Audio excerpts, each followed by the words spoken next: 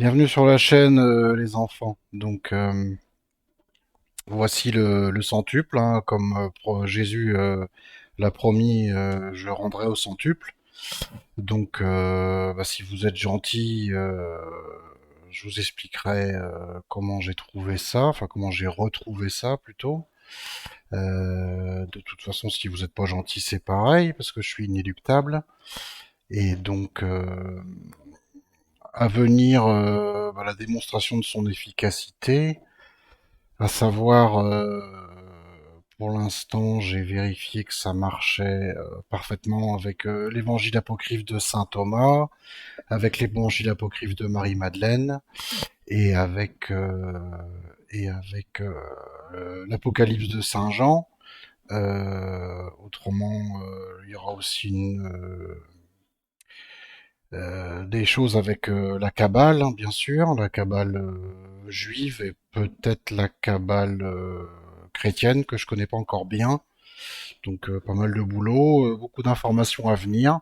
Voilà, je vous invite à vérifier c'est cohérent avec les versets. Tout ça vaut Bible. Le patron est de retour, ça va chier des briques. Le mieux, c'est de passer le mot, hein, parce que l'apôtre, son travail, c'est le principe du mot évangile, hein, c'est la bonne nouvelle. La bonne nouvelle, on fait comme les petits copains qui sont sages à l'école et on la transmet. Ceux qui voudront pas obéir, ce sera les pleurs et les grincements de dents, hein, comme promis, hein. Il n'y a pas une seule erreur dans les Écritures, je me fais fort de vous le démontrer. Voilà, autrement, ce sera la démonstration qu'en fait, c'est un encodage pur, hein. C'est pas pour rien qu'on a mis des numéros au verset. Déjà, je sais pourquoi je m'y retrouve.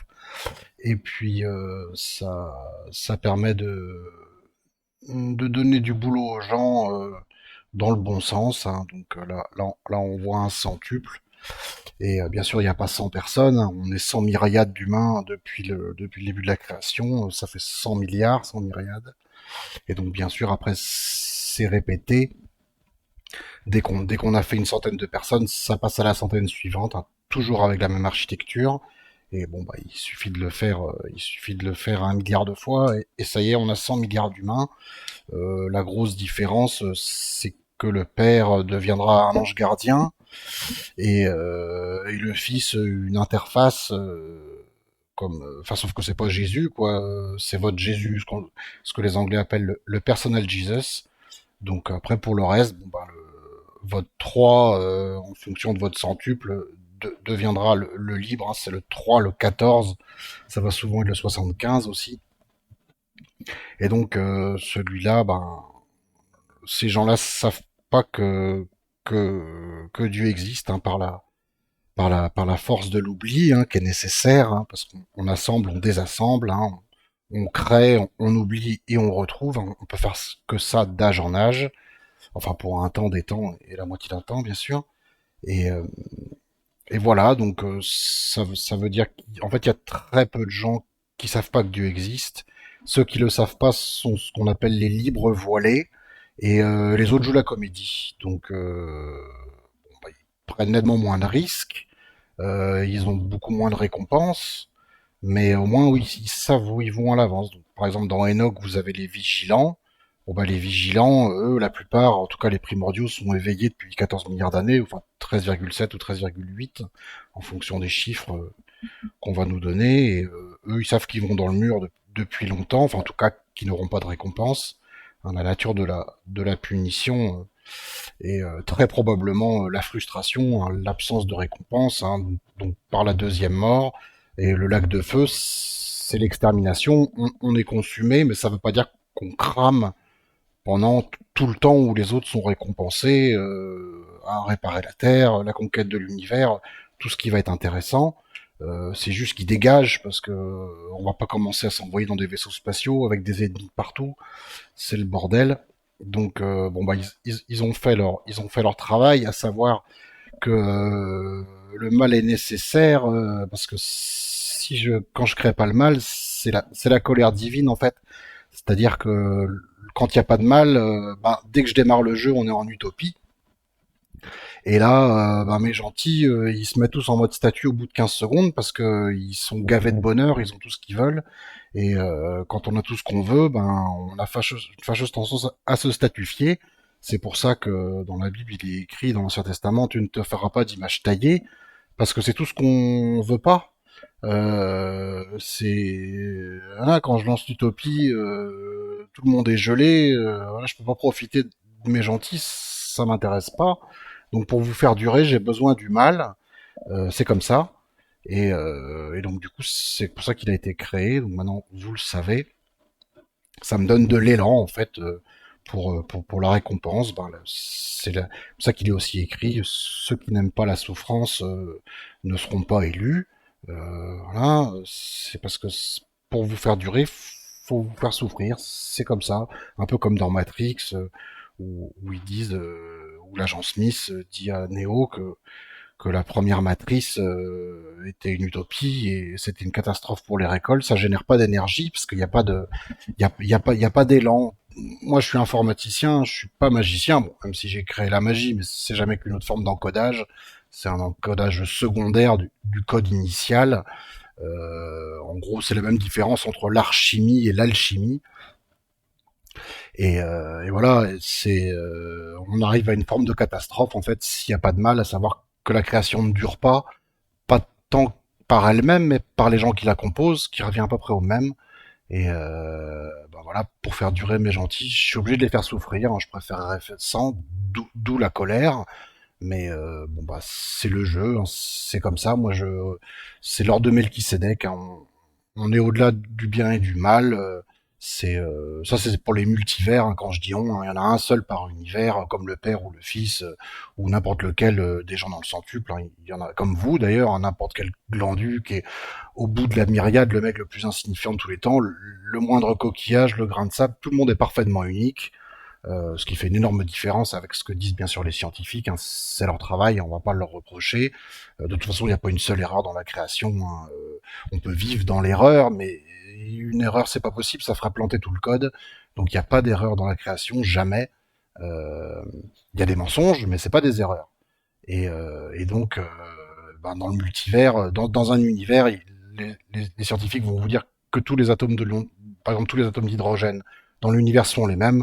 Moi, je vous dis et je vous démontre qu'il n'y en a pas un seul qui est équivalent. C'est pas possible. Ça créerait une résonance et c'est un non-sens qui serait potentiellement catastrophique. Donc tout est absolument unique. Et ce qui est amusant, c'est que du coup, il y a aucune égalité. Pourtant, ça fait tout le temps égalité. Bon, ça, je mettrai un petit moment à vous l'expliquer. Vous avez du mal à le gober, mais ça va venir. Hein. J'ai toute l'éternité, enfin pour les chanceux qui seront élus et qui vont se mettre au boulot et qui vont arrêter de faire les glands et qui vont se mettre à réfléchir et à comprendre. Et quand on comprend pas, on obéit. Et là, le mieux maintenant, ça va être de s'accrocher très fort à Jésus et à la vérité parce que tout le monde va monter en puissance et la tentation va être à fond la caisse. Donc il y a plein de gens qui vont se prétendre être Jésus et vous détourner de la vérité.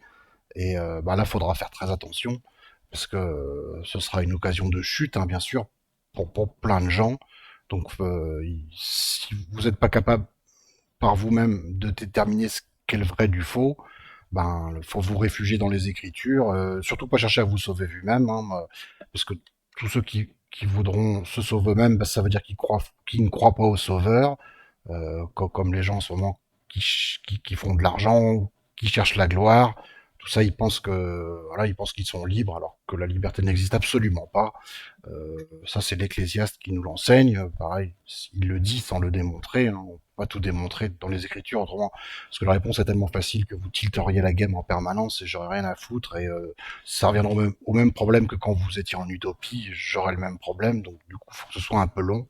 C'est obligé pour que ça dure. Hein. Et je sais plus où je voulais en venir sur ce dernier point, mais bref, de toute façon, les vidéos vont s'enchaîner les unes après les autres et on abordera à peu près tout. Hein, donc tout va tomber, hein, toute la science, tous les tous les phénomènes, toutes les réponses en fait, puisque c'est moi la réponse. Donc bienvenue au bon endroit. Accrochez-vous à vos slips. la tribulation a démarré et, euh, et donc du coup la grande tribulation va pas tarder, hein, donc ça va être des effets dans tous les sens, de la magie partout, ça va être crescendo, hein, là vous avez déjà vu, la guerre commence à bien chauffer aux portes de l'Europe, la maladie, donc bon bah, guerre, famine, maladie, hein, le trois triptyque de l'extinction, tout est train toujours. Et donc du coup, ben ça va monter dans les tours au fur et à mesure des années, hein. Là, ça va être plié en 3 ans et demi à peu près. J'ai pas encore toutes les dates, mais ça avance gentiment.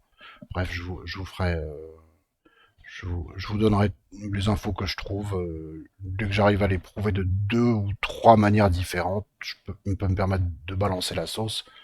Mais bon, tout va venir. C'est pas possible que ça vienne pas de toute façon. C'est structurellement impossible puisque tout est encodé. Il suffit de redécoder, cryptage, décryptage, et vous trouvez toute la vérité, hein. C'est pas. Oui, ce que je voulais dire par rapport à la liberté, c'est que c'est de la fumée. Alors, dans l'Ecclésiaste, en traduction française, il y a un mot hébreu qui a été mal traduit enfin mal traduit. Ça a été fait exprès, bien sûr, où c'est tout le temps noté, il dit beaucoup le mot vanité, l'Ecclésiaste. C'est plutôt fumée qu'il faut comprendre, à savoir que tout ça, c'est de l'assemblage, c'est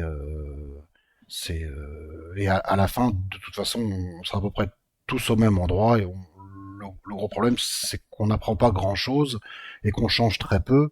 Mais bah, du coup, on en arrive très vite, on retourne à l'hébreu, hein, et il n'y a pas vraiment de passé et de futur. Le plus important, c'est le présent, parce que tout est conscience, et donc le seul truc qui compte vraiment, c'est l'état de conscience.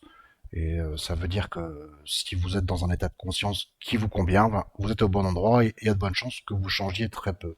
Enfin, il y aura un switch qui se fera très probablement avec votre âme sœur si vous êtes vraiment ravi de votre position. Tout ça, je vous l'expliquerai au fur et à mesure. Voilà, bah écoutez, la suite probablement très vite. Je vous souhaite une bonne tribulation. À tantôt.